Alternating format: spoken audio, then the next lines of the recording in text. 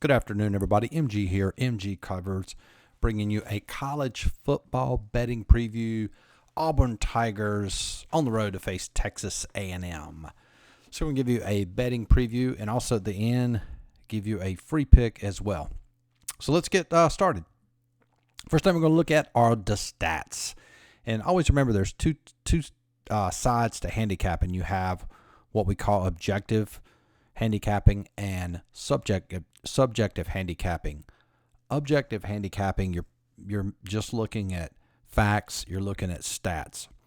Objective handicapping is another word I use is situational angles, where you're looking at maybe taking into account home field advantage, maybe taking into account injuries, coaching, who's a better coach. So you have to have both sides in order to be a really good handicapper, which means you have to have a stat model and you have to have situational angles. You combine those together will help you predict the most probable outcome. So looking at the stats of this game, you see over their stats, Auburn, Texas A&M, we're going to compare these. The first stat we're going to look at is rushing yards per game. Now, rushing yards per game, the way I handicap college football, I look at teams with a certain criteria. Team does this, and this. More times than not, they cover. And one of the main factors in my handicap, I look at rushing yards. Now, granted, it's a passing league in college football. It's a passing league in NFL. However, teams that are successful at rushing the ball more successfully than their opponent cover and win more times than not. And the reason being, you're going to control the line of scrimmage. You're going to rush the ball. You're going to wear down your opponent. And it also sets up shorter third downs. If you can have, 3rd and 2, 3rd and 3. And a prime example of this, you saw it last night in the Tulane game. Houston was completely gassed. Tulane just ran the ball all over them. And we look at a team, the opposing team that played a hurry-up offense like Houston. If you're playing a hurry-up offense, what happens if a team has a quick 3 and out and you've only ran a minute and a half off the clock? That defense has to get back out there and play against a team that is very good at rushing the ball. So the edge here goes to Auburn, averaging 281 yards rushing. Gus Malzahn is very good at coming up with schemes to effectively rush the ball. Texas A&M is not bad at all, 174. And another stat I look at is rushing yards allowed. Auburn giving up 100 yards on the ground. Texas A&M has a very good rush defense. This will be a really good battle, only giving up 83 yards rushing yards per game. Time of possession, and this stat is a very important stat in college football as well as NFL, probably more so in NFL than college. Teams that win the time of possession battle usually are going to win the game. And people generally associate time of possession with being an offensive stat. However, it is still it's a defensive stat as well.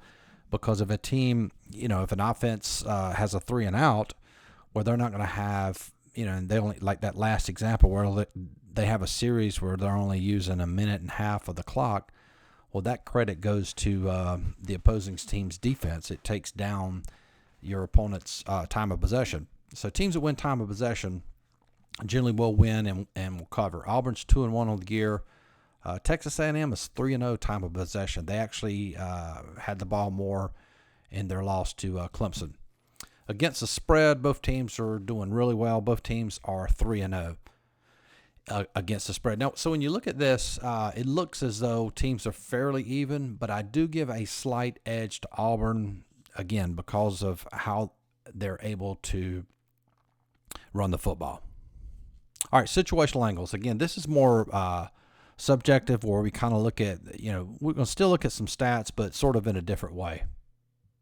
All right, the first thing we're going to look at is coaching. Coaching is very, very, very undervalued in college football. It's important in the pros, but more so in college football because they don't have as much time practicing. They don't have preseason games, so coaching becomes very, very important to the team's success, especially early on in this first month, really. I would look at Gus Malzahn, Jimbo Fisher.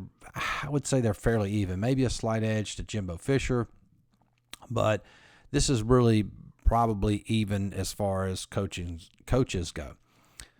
One important element to look at in this game, let's look at last year's box score. Auburn won that game 28-24, and a very important stat, Kelly Mond, 16 of 32, basically 50% completion, only 220 yards, 1 touchdown, and 1 interception. Now, I'm going to show you another interesting angle.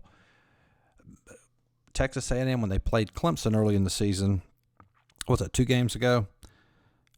Kelly Mond's stats from that game, look how similar they are to the stats I just showed you. He was 24 of 42, 236 yards, 1 touchdown, 1 interception. So there is a blueprint out there on how to beat Kelly Mond and Texas A&M's offense.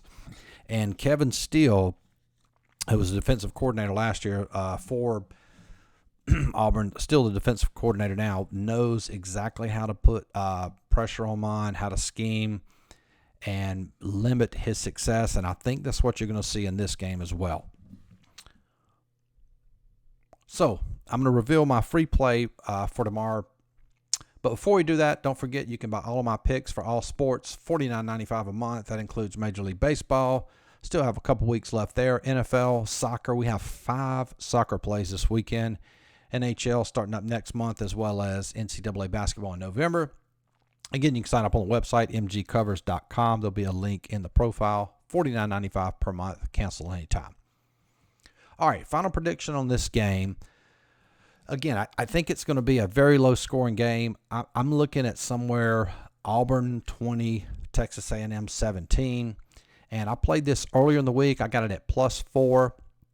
However, line has moved. I don't think you're going to see +4 anywhere. You're looking at Texas A&M still favored, somewhere around -3.5. And you also might want to consider playing Auburn on the money line. +150 on the money line is very, very, very good value. I value this. I probably look at Auburn as maybe, has a 52% chance of winning this. Texas A&M a 48. So if you're playing the money line at +150, the money line says Auburn has a 40% chance of winning. So if you're playing them at a 52% chance of winning, it's a ton of value. Nothing wrong with playing Auburn +150. A more conservative play is obviously playing Auburn at +4. In any event, good luck on that game. We also have, I think it's 4 NCAA plays for tomorrow as well. And if you subscribe to the website, you'll be able to get all those plays. Speaking of subscribing, if you haven't subscribed to the channel, please do so. Like this video.